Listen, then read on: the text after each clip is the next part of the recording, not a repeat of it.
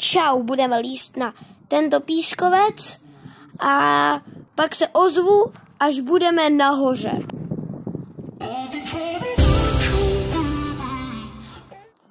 Sice ještě nejsme nahoře, ale stejně to tady pustíme na pískovci.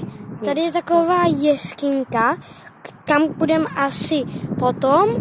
A tady rovně je město Quedlinburg.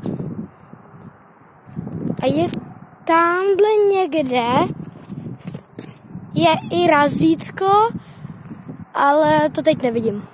Tady je to razítko, jak jsem říkal. To je tady hodně po Německu.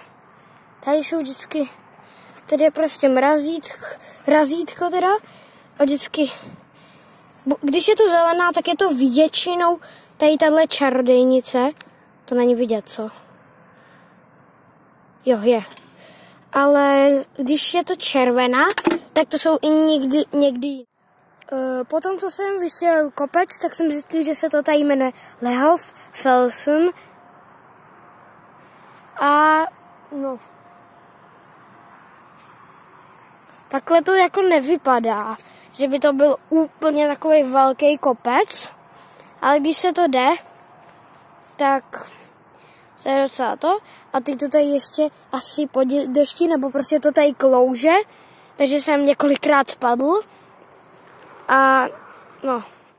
Znovu jsme vyšli docela velký kopec a znovu stejně klouzavý. Ale teď jsme u jeskyně. Pokud se tomu dá tak říct.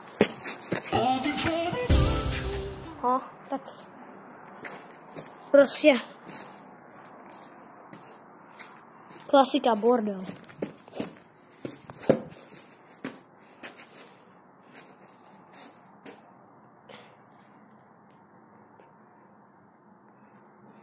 No, tak. A tady někdo něco psal. Nemám to rád. Je to dobrý výlet.